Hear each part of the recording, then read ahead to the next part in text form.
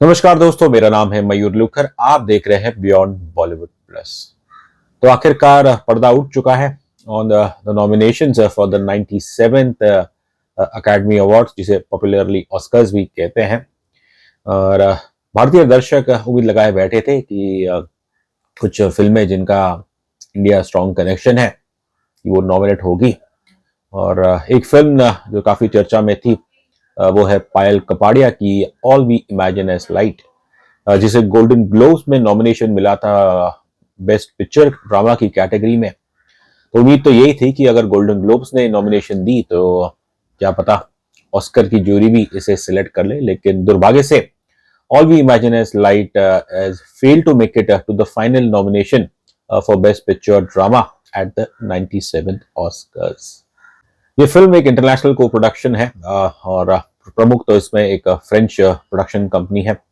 हम सब तो खैर जानते ही हैं कि फिल्म फेडरेशन ऑफ इंडिया, उन्होंने तो चुना था आमिर खान की फिल्म लापता लेडीज को as India official entry to the Oscars, लेकिन वो फिल्म तो शॉर्टलिस्ट में भी आ नहीं पाई। और पायल कपाड़िया के लिए मेरे ख्याल से ये एक गर्व की बात होगी कि उनकी फिल्म, भले ही एफएफआई ने उसे ना भेजा हो, लेकिन वो इनिशियल शॉर्टलिस्ट में तो आई थी ऑस्कर कंटेंशन में।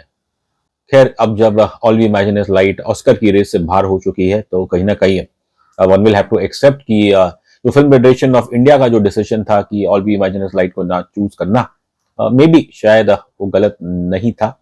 जैसे कि मैंने पहले भी कहा था कि ऑस्कर की जो सिलेक्शन क्राइटेरिया होती है फॉर बेस्ट फॉरेन फीचर, उसके हिसाब से मेरे ख्याल से all we imagine is light इतना वहां बैठ नहीं रही थी।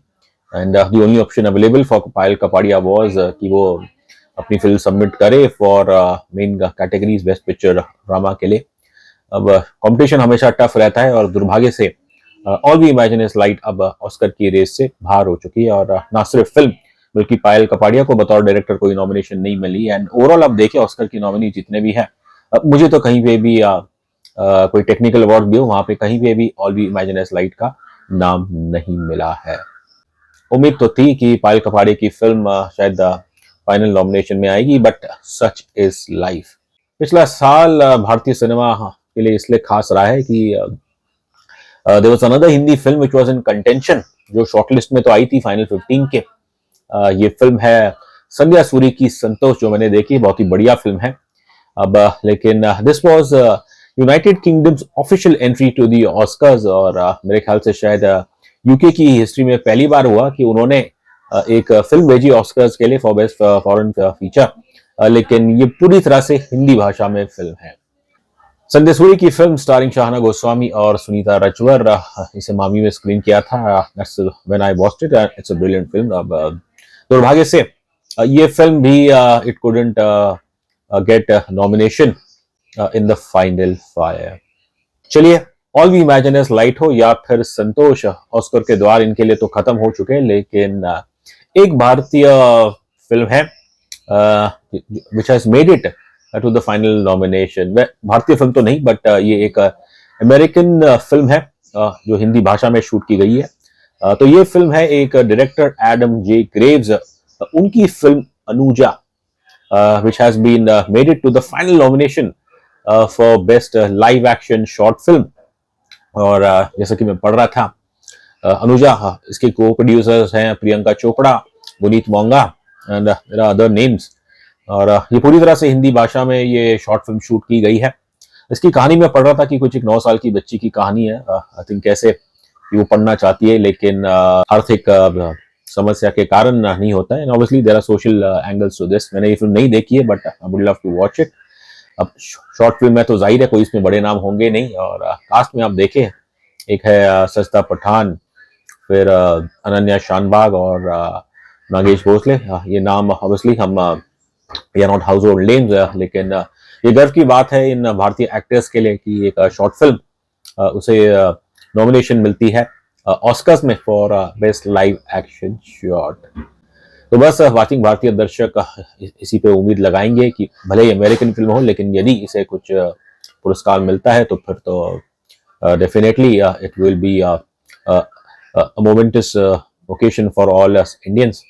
गुनीत मोंगा, पहले ही उन्होंने भारत को ऑस्कर दिलाया विद द एलिफेंट व्हिस्परर्स। हालांकि ये फिल्म तो खैर इसका अगर ऑस्कर मिलता है वो तो अमेरिकन फिल्म कहलाएगी। ऑस्कर में नॉमिनेशन लाना अपने आप में एक उपलब्धि है, लेकिन एज ऑलवेज जीतना आसान नहीं होता है, बिकॉज कंपटीशन बड़ा टफ रहता है। Anuja it will compete with 4 other films, जिसके अंदर है एक film called lean, I am not a robot, the last ranger and a man who could not remain silent. जाहिर है मैंने कोई भी फिल्म देखी नहीं है, पर एज इंडियंस हम तो चीयर करेंगे अनुजा के लिए। जहाँ बात आए मेन कैटेगरीज की, बेस्ट पिक्चर ड्रामा, तो उसके अंदर 10 फिल्में सिलेक्ट हुई हैं। You can see it on the screen, ये कौन कौन सी है।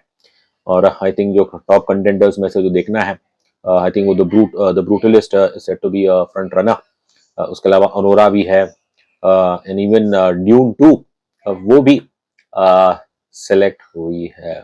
एलए में जो वाइल्ड फायर्स आ रही है, हाँ, काफी तबाही मचाई, इसके कारण नॉमिनेशंस में डिले हुई है अनाउंसमेंट में। अब खैर हम सब यही चाहेंगे कि अब और तबाही ना हो, और ऑस्कर की जो सेरेमनी है वो बिल्कुल स्मूथली जाए। अवार्ड्स टेक प्लेस ऑन 2 मार्च। भारत में तो खैर इसका लाइव टेलीकास्ट सुबह 5:30 बजे से आएगा, एंड आई एम श्योर जो अनुजा की टीम है और जो भारत में सिनेमा के करोड़ों सिनेमा प्रेमी है, वो दुआ करेंगे कि अनुजा कुछ चमत्कार कर पाए।